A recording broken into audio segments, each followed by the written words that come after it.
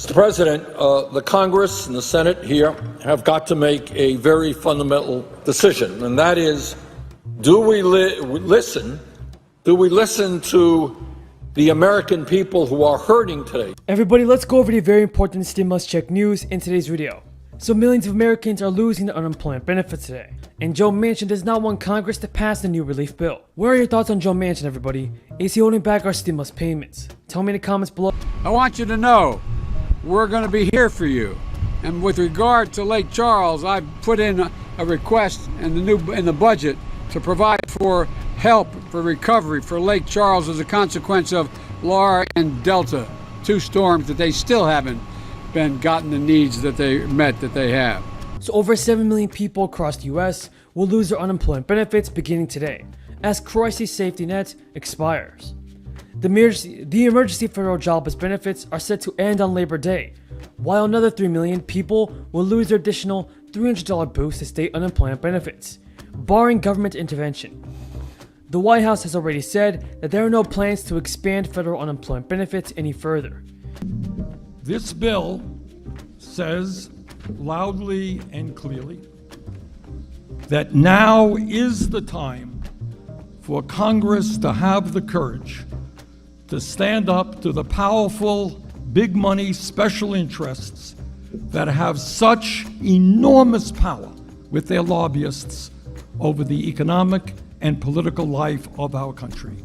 And that now is the time for the U.S. Congress to do what has not been done in a very, very long time, and that is stand with the working families of this country. And Jared Bernstein, who sits on the White House Council of Economic Advisors, told the reporters that $22 trillion economies work in no small part on momentum, and we have strong momentum going in the right direction on behalf of the American workforce.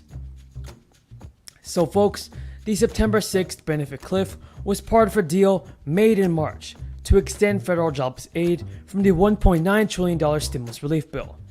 At the time, the economy seemed poised to make an enormous rebound as summer activities looked to set up resume. However, underwhelming job reports throughout the summer dampened these hopes.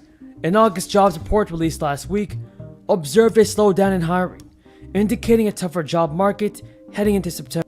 In the White House, there is a heightened level of anxiety surrounding the ended unemployment benefits. Where so few people had so much, and so many working people, lower income people, had nothing. And in the midst of this trend of the rich becoming richer, while the middle class struggles, we are moving toward an oligarchic form of society. Today, the two richest people in America own more wealth than the bottom 40% of our society. You got that? Two people. And these people have so much money, they really don't know what to do with it, and they're spending it on space trips. That's what they're doing with their money. Today, the top 1% owns more wealth. As some in the Biden administration are concerned that this abrupt end to aid could push many people into poverty. Many Republican lawmakers in states like Oklahoma and Georgia moved to end unemployment benefits early in their respective states, arguing that the benefits were a disincentive for people to rejoin the workforce. But a recent study released in August found that only 1 out of every 8 workers who loses their unemployment benefits ends up finding a job. Around $680 billion in emergency unemployment aid has been distributed since March of 2020. What are your thoughts on this, everybody? Does the Biden administration need to extend the unemployment benefits to everybody? Tell me in the comments below. Joe Manchin, though, has urged fellow Democrats to pause in their push to enact the $3.5 trillion spending bill, encompassing much of President Biden's domestic agenda, casting doubt on whether and when they will be able to advance the package in Congress. Democrats in the House of Representatives and Senate are currently crafting legislation to fill in the details of a $3.5 trillion spending outline that both chambers approved last month. The package, which Democratic leaders hope to pass in the coming weeks, along with a $1 trillion infrastructure plan, would advance progressives' ambitious plans to fight climate change and expand childcare.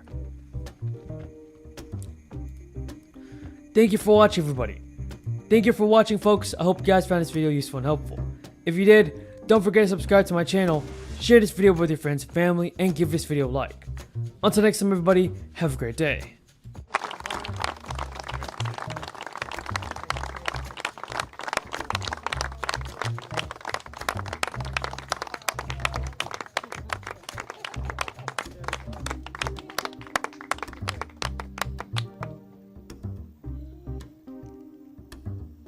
There's no place like home.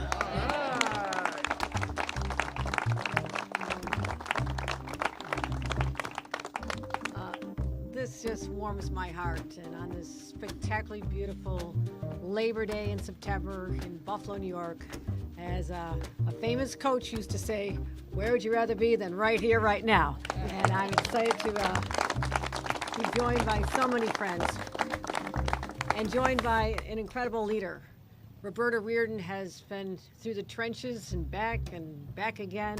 What she had to do to allocate over $100 billion of assistance to people in their time of need during this pandemic. I want to give her a round of applause for her amazing leadership. Thank you. We have a grand marshal of our parade here too, John Moody, and I want to thank him for all his great work, and he'll be leading us off. And our Congressman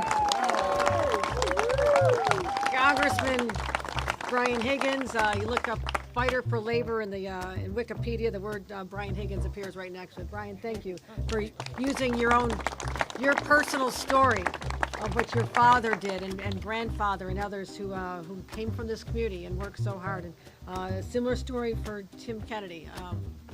Local boy made good. I remember him in his early days.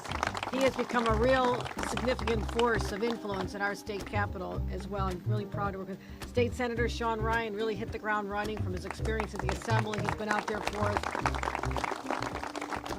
Also, I saw that our majority leader of the New York State Assembly, Crystal Peoples-Stokes, is here in person, in the flesh. Crystal Peoples-Stokes. Assembly members Bill Conrad and John Rivera are here as well. I want to thank them. Mayor Byron Brown. Is Byron Brown here? I saw Brian. I didn't see the mayor. Byron Brown is here. Mitch Nowakowski, our council member. And someone who, whether it's a snowstorm or a pandemic, you want there at your side. That's our county executive, Mark Poloncarz, is joining us. Denise Abbott, another woman who likes to go where it's not usually customary for women to lead, and I want to thank her for her incredible leadership as well. Denise Abbott, the president of the Buffalo AFL-CIO Central Labor Council.